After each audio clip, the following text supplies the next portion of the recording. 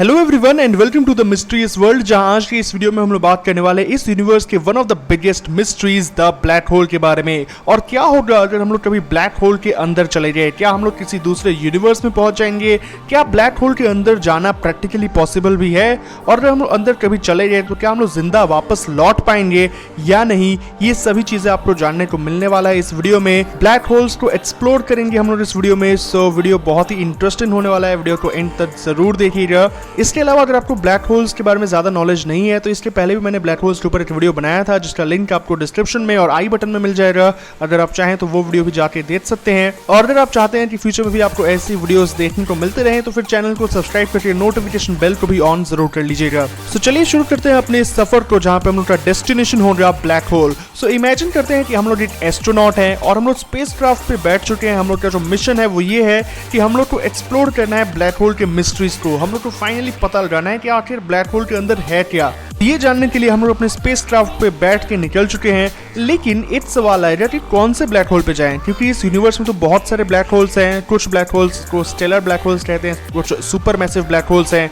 कुछ black holes हम लोग से मिलियंस ऑफ लाइट ईयर्स दूर हैं, कुछ ब्लैक होल्स थोड़े से दूर हैं। कौन से ब्लैक होल पे जाया जाए? मेरे हिसाब से सबसे अच्छा डिसीजन यही होगा कि जो ब्लैक होल सबसे ज्यादा नजदीक है वहीं पे जाते हैं। तो सबसे ज्यादा नजदीक जो एक ब्लैक होल रिसेंटली डिस्कवर हुआ है उसका नाम है HR6819, जो कि सन से 4.2 टाइम्स ज्यादा बड़ा है और अर्थ से सिर्फ 1000 लाइट ईयर्स दूर है। हाँ, सिर्फ 1000, ज्यादा डिस्टेंस नहीं है एक्चुअली अगर आप स्पेस के कंटेक्स्ट में देखें तो।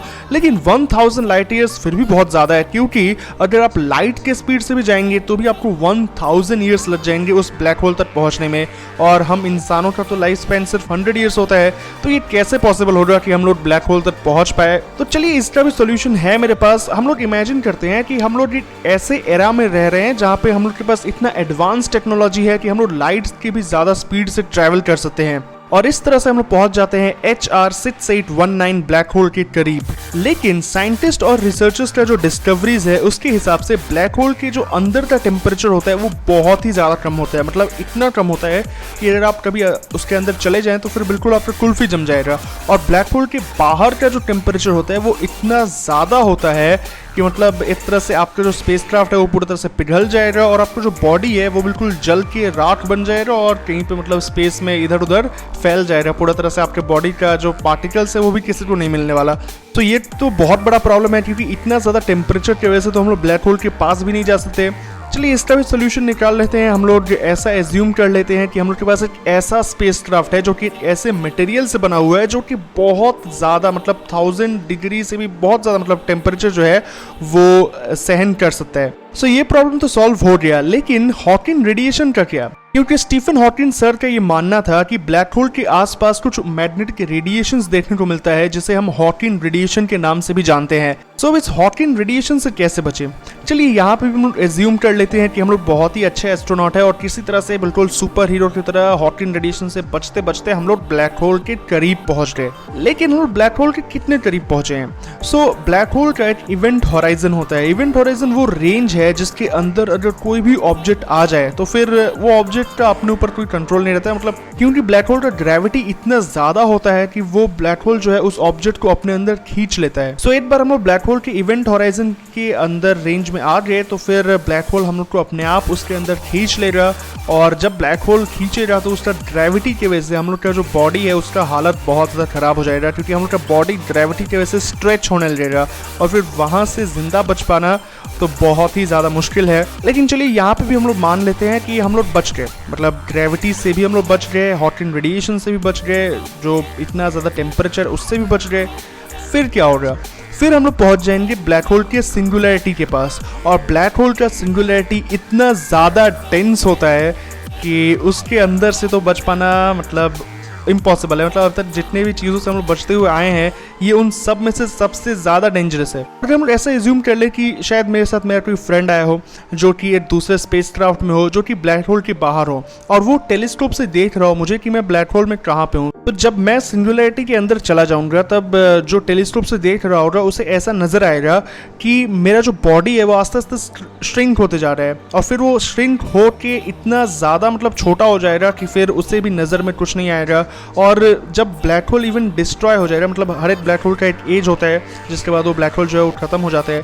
सो इवन ब्लैक होल के डिस्ट्रॉय होने के बाद भी मेरा जो बॉडी पार्टिकल्स हो रहा है वो किसी को भी नहीं मिलने वाला। लेकिन यहाँ पे एक और ट्विस्ट है, और यहाँ पे स्टीफन हॉकिंग सर, जो कि मुझे लगता है मॉडर्न टाइम के सबसे ग्रेटेस्ट फिजिसिस्ट कहे जा सकते हैं, उन्होंने एक थ्योरी दिया था। सो स्टीफन हॉकिंग सर की थ्योरी के हिसाब से इस यूनिवर्स में जिस जगह पर ब्लैक होल है, हो सकता है किसी और यूनिवर्स में उस जगह पर ब्लैक होल ना हो, और अगर ऐसा होता है तो फिर हम लोग बच जाएंगे उस यूनिवर्स में जाके। लेकिन फिर इस यूनिवर्स के लिए हम लोग एग्जिस्ट नहीं करेंगे और एक दूसरे पैरेलल यूनिवर्स के लिए हम लोग एग्जिस्ट करेंगे अगर उस पैरेलल यूनिवर्स में उस जगह पर ब्लैक होल ना हो। मुझे पता है ये बहुत ही ज़्यादा कंफ्यूजिंग है, लेकिन कुछ ऐसा ही है ब्लैक होल का मिस्ट्री, क्योंकि ब्लैक होल में जो स्पेस टाइम है, जिसे फोर्थ डायमेंशन भी कहा जाता है, वहाँ पे टाइम बिल्कुल ही स्टिल हो जाता है, मतलब टाइम रुक जाता है और स्पेस और टाइम जो है वो अपना रोल्स को रिवर्स कर लेते हैं। सो बहुत ही कंफ्यूजिंग और बहुत ही ज़्यादा मिस्ट्रियस है ब्लैक होल। लेकिन जो एक छोटा सा पॉसिबिलिटी, जैसे मैंने बताया कि सिंगुलरिटी से भी आप बच सकते हैं अगर उस जगह पे किसी और यूनिवर्स में ब्लैक होल ना हो। सो इस यूनिवर्स के लिए तो हम लोग एग्जिस्ट नहीं करेंगे, इस यूनिवर्स से हम लोग का नामो निशान मिट जाएगा, लेकिन दूसरे एक यूनिवर्स में हम लोग जाके बच सकते हैं। लेकिन ये सब भी तभी होगा अगर हम लोग का बॉडी सलामत रहा हॉकिंग रेडिएशन से, वो उतना ज़्यादा हाई टेम्परेचर से और ब्लैक होल की ग्रेविटी से। सो ये सब सुनने के बाद मुझे तो ऐसा ही लगता है कि ब्लैक होल पे जाने का जो प्लान है उसे ड्रॉप कर देना चाहिए, क्योंकि ब्लैक होल कोई विजिट करने लायक प्लेस है नहीं, कोई पिकनिक स्पॉट तो है नहीं। लेकिन ये जितना सब कुछ मैंने बोला वो एक हाइपोथेसिस है, हाइपोथेटिकल थ्योरी है। हम में से कोई भी आज तक ब्लैक होल के अंदर नहीं गया, तो हम में से किसी को भी नहीं पता कि एग्जैक्टली ब्लैक होल के अंदर आखिर क्या चलता है, क्या होता है। लेकिन ये सब एक हाइपोथेसिस है जिसको एज्यूम करके हम लोग पता लगा सकते हैं कि आखिर ब्लैक होल के अंदर क्या होता है। सो अभी के लिए इस वीडियो में इतना ही। उम्मीद करता हूँ आप सभी को ये वीडियो पसंद आया हो, और अगर वीडियो पसंद आया तो वीडियो को लाइक कर दीजिए। चैनल पे पहली बार आए हैं तो चैनल को सब्सक्राइब करके नोटिफिकेशन बेल को ऑन कर लीजिए, और अगर आप ये वीडियो फेसबुक पेज पे देख रहे हैं तो फेसबुक पेज को लाइक और फॉलो कर लीजिएगा।